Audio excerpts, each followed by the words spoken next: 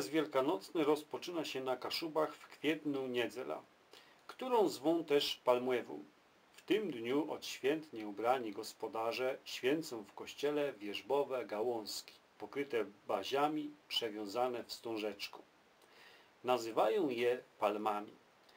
Świeże pędy wierzbowe posiadają według wierzeń ludu moc magiczną. Oddalają nieszczęścia, chronią również budynki i inwentarz od wszelkiego zła i sprowadzają pomyślność urodzajów.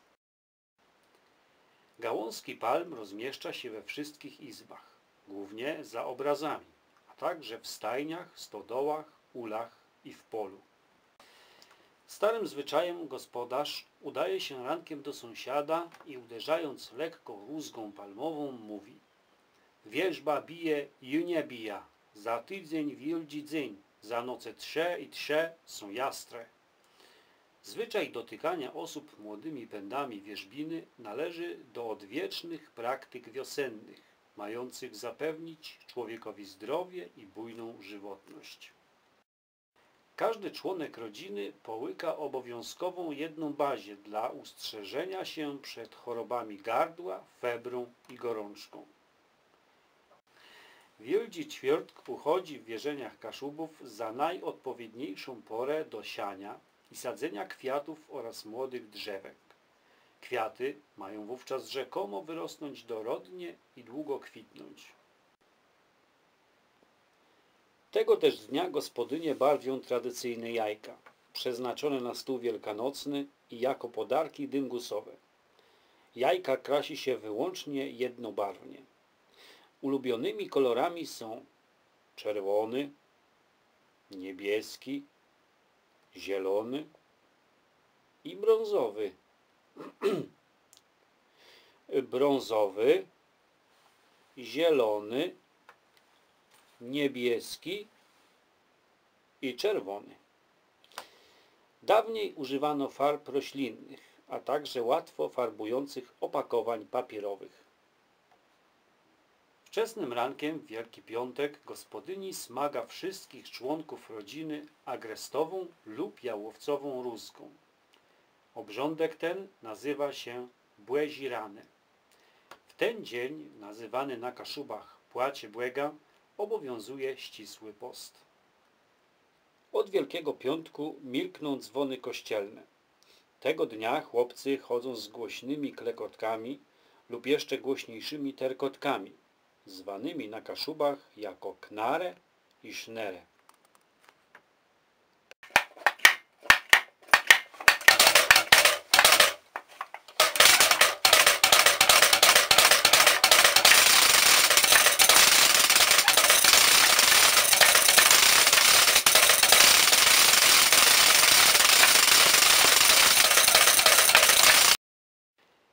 Właśnie w Płacie Błega przed wschodem słońca zamiatano obrzędowo izby, a śmieci wyrzucano ukradkiem na podwórze, grunt lub granice sąsiada.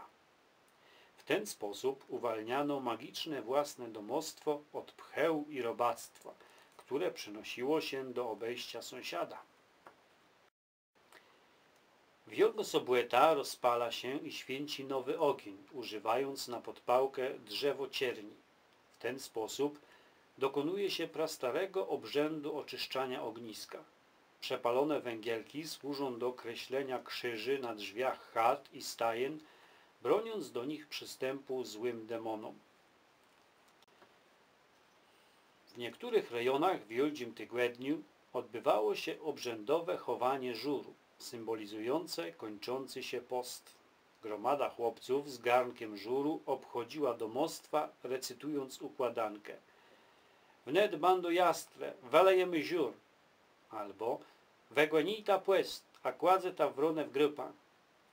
Kończyło się to rozbijaniem garnka z żurem na plecach jednego z uczestników zabawy. Ważnym elementem wiosennych zwyczajów jest obmywanie w Jastrowi Łedze. Należy przy tym zachować całkowitą ciszę i powagę. Wierzono w jej życiodajną siłę i oczyszczającą moc, która nabiera ona o północy, a traci wraz ze wschodem niedzielnego słońca. Śniadanie wielkanocne było raczej proste i składało się z kiełbasy, jajek i drożdżowego ciasta. Ulubione danie świąteczne Kaszubów to raźnica, czyli jajecznica na słoninie.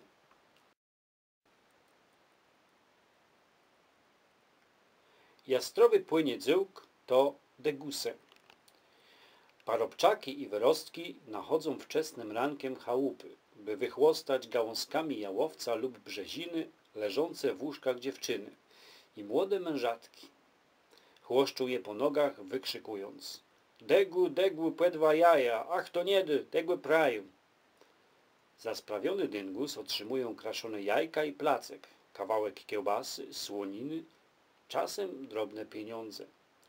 Podczas dyngowania można było usłyszeć śpiewki, takie jak: dingus, dingus, po dyngusie leży placek na obrusie, matka kraje, ojciec daje, proszę o malowane jaje.